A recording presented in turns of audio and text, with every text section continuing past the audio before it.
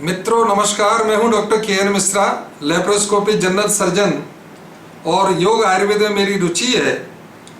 आज हम आपको बता रहे हैं पातंजलि योग दर्शन के साधना पाद में सूत्र 28 से लेके 33 तक की व्याख्या, जिसमें संक्षिप्त में अष्टांग योग के बारे में बताया गया है।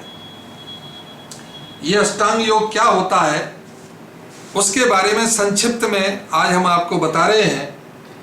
तो 28वां जो सूत्र है, योगांगुनुष्ठानात् अशुद्ध क्षयो ज्ञान दीप्तिर अविवेक ख्याति ही।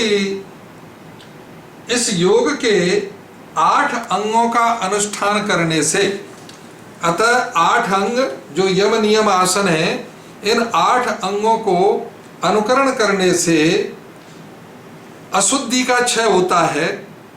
और अशुद्धि माने क्या? धातुओं के मल हैं शरीर में और जो दोष हैं उनका क्षय होता है। ज्ञान दीप्तिर, और ज्ञान की दीप्ति, ज्ञान की ज्वाला, आविवेक ख्याति ही, शुद्ध निर्मल ज्ञान की आविवेक ख्याति, वह ज्ञान ज्योति उत्पन्न होती है। तो 8 ये कौन कौन से हैं ये सूत्र में अगले में बताते हैं कि यम नियमासन प्राणायाम प्रत्याहार धारणा ध्यान समाधियो अष्टावंगानि। ये 8 योग के अंग हैं, जिसमें 5 पहले हैं वह बहिरंग है और अंतिम के 3 हैं वह अंतरंग योग है। योग कैसा है? बहिरंग और दूसरा अंतरंग। तो बहिरंग योग में 5 हैं। कौन कौन से? यम, नियम, आसन, प्राणायाम और प्रत्याहार। ये यम, नियम, आसन, प्राणायाम, प्रत्याहार 5 हैं। यह 5 बहिरंग योग में आते हैं। और धारणा ध्यान समाधि ये 3 जो है वह अंतरंग योग में आते हैं। अतः संक्षिप्त में अगले सूत्रों में हम आपको बताएंगे पूरा। तो यम के बारे में है। यम में क्या क्या आता है? अहिंसा सत्यस्ते ब्रह्मचर्या परिग्रहा यमाः। व्यक्ति को आसन लगाने से पहले, समाधि लगाने, प्राणायाम करने से पहले, शरीर को शुद्ध करने के लिए, विचारों को शुद्ध करने के लिए पातंजलि ऋषि ने सबसे पहले किसको लिया? यम को। तो हम जो है आसन लगाने से पहले क्या करना चाहिए? हमें यम नियम का पालन। अब यम क्या है? यम में है अहिंसा। अहिंसा क्या होती है? अहिंसा सत्यस्ते ब्रह्मचर्य परिग्रहा यमाः। तो अहिंसा है मनसा वाचा कर्मणा, मन से भी और वाणी से भी, कर्म से भी हमें किसी को परेशान नहीं करना चाहिए। ये क्या होती है? अहिंसा होती है। हिंसा क्या होती है? किसी को कष्ट पहुंचाना। लेकिन मन वाणी कर्म से हमको किसी को कष्ट नहीं पहुंचना चाहिए, यह होती है अहिंसा। महात्मा गांधी जी ने भी सत्य और अहिंसा का मार्ग लेकर के स्वतंत्रता में हमारे देश में बहुत बड़ी भागीदारी अपनी दी। अहिंसा के बारे में लिखा है, आगे चल के पूरा बताएंगे कि अहिंसा प्रतिष्ठायाम तत्सन्निधौ वैर त्यागः। अतः अहिंसा वृत्ति धारण करने से दुश्मनी दूर हो जाती है। तो मन वाणी कर्म से भी हमें किसी की हिंसा नहीं करना चाहिए। दूसरा है सत्य। सत्य बोलना।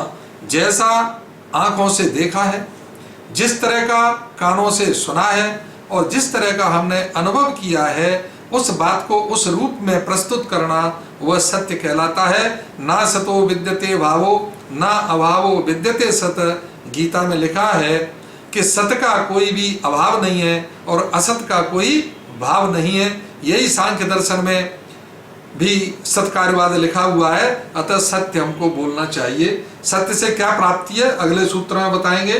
अस्ते, अस्ते माने चोरी नहीं करना। अस्ते माने चोरी करना, अस्ते माने चोरी नहीं करना। और ब्रह्मचर्य, ब्रह्मचर्य मनसा वाचा कर्मणा, मन वाणी कर्म से हमको ब्रह्मचर्य का पालन करना।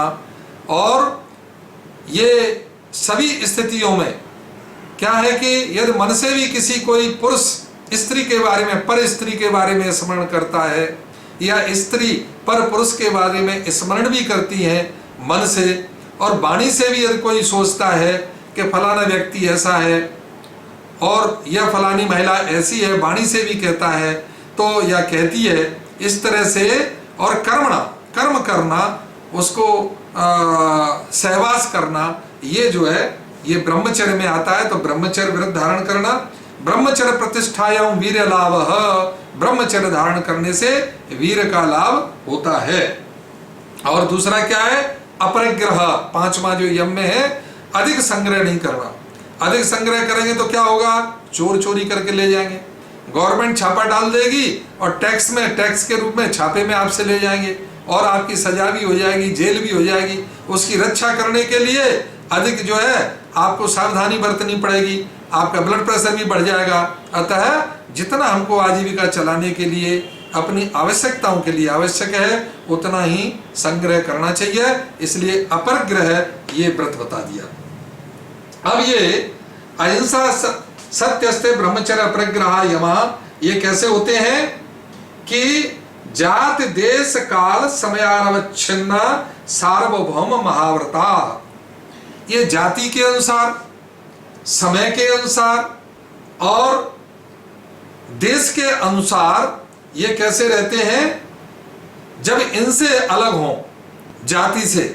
जैसे मैं उदाहरण दे रहा हूं, हम बस्तर में रहे तो वहां के उड़िया ब्राह्मण बोले कि हम कबूतर खा लेंगे, मछली का मांस खा लेंगे, लेकिन मुर्गा नहीं खाएंगे। तो ये क्या हो गया, जाति संबंधी ये आपका व्रत हुआ कि भाई मुर्गा नहीं खाएंगे, बाकी का मांस खा लेंगे। इसी तरह से देश के हम जो है उनमें तीर्थों में जाकर के तो वहां पर झूठ नहीं बोलेंगे और बाकी जगह तो हम बोलेंगे अपने व्यापार में। तो ये देश से संबंधित हो गया। इसी तरह समय के अनुसार है। अतः जब सर्व अवस्था में, सभी अवस्था में सत्य बोलते हैं, सभी देश काल स्थिति में आप अहिंसा वृत्ति धारण करते हैं, तो ये महाव्रत कहलाते हैं। तो ये क्या है, महाव्रत कहलाते हैं, जब वो सार्वभौम सभी अवस्था में हो जाते हैं। अगले सूत्र में नियम के बारे में बताते हैं कि शौच, संतोष, तप, स्वाध्याय, ईश्वर प्रणधानानि नियमा। क्या, शौच, संतोष, नंबर 1 शौच, 2 संतोष, 3 तप, स्वाध्याय और 5वां ईश्वर प्रणधानानि। अतः बाह्य आभ्यंतर शुचि, शौच दिया है। अपने यहाँ पवित्रता का बड़ा महत्व है। और इस कोरोना जैसे पीरियड में तो मैं कह रहा हूँ, जो अपवित्र रहते थे वो भी पवित्र रहने लगे हैं कि हमें जो है हाथ धोना है, बार बार डिस्टेंस बना के रखना है, सोशल डिस्टेंस बना के रखना है। ये बाह्य शौच में आता है। बाह्य शौच में स्नान करना, समय पर जो है उठना, ब्रह्म मुहूर्ते उत्तिष्ठते, प्रातः दंत धावन करना, मल त्याग करना, उसके बाद में स्नान करना, ये सब बाह्य, नाखून काटना, ये बाह्य शौच में है।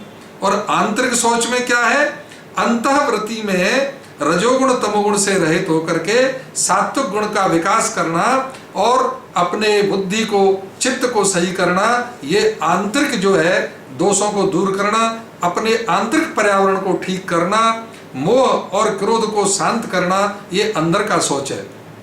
अतः हमको शौच व्रत धारण करना। उसके बाद में संतोष। संतोष माने क्या, जो कुछ मिल जाए उसमें संतुष्टि करना। संतोष से बड़ा कोई लाभ नहीं है। तो ये आगे चल के बताएंगे इन सब के बारे में। तपस्या करना, अपनी जाति वर्ण उसके अनुसार, अपने कार्य के अनुसार तपस्या करना। और स्वाध्याय करना, वेद, उपनिषद, ग्रंथ, अपने विषय से संबंधित ग्रंथों का अध्ययन करना और अपने जीवन का भी अध्ययन करना, स्वधन अध्ययन, स्वाध्याय। और ईश्वर प्रणधानानि, ईश्वर की शरणागति होना। जो जिस इष्ट को मानता हो, आप जो है दुर्गा को मानते हैं, दुर्गा जी को माने। आप शैव हैं, शिव को माने। वैष्णव हैं, विष्णु भगवान को माने। चाहे आप रामानुजाचार्य को मानते हैं, माधवाचार्य जी के संप्रदाय के हैं, निम्बकाचार्य संप्रदाय के हैं, जिस भी संप्रदाय के हैं। आप मुस्लिम हैं तो आप जो अल्लाह को माने, यीशु है, ईसाई है, यीशु को माने। अतः जिसका जैसा अयमत हो वो उसको मान सकता है और उसकी शरणागति में जा सकता है। ये ईश्वर प्रणिधानानि, ये नियम है। तो यम नियम में दोनों को बताया। और अगले 33वें सूत्र में बता रहे हैं कि वितर्कवाद ने प्रतिपक्ष भावनम, इन सब के प्रतिपक्ष भाव है। प्रतिपक्ष भाव क्या है? जैसे अहिंसा का प्रतिपक्ष भाव क्या है? अहिंसा करना है।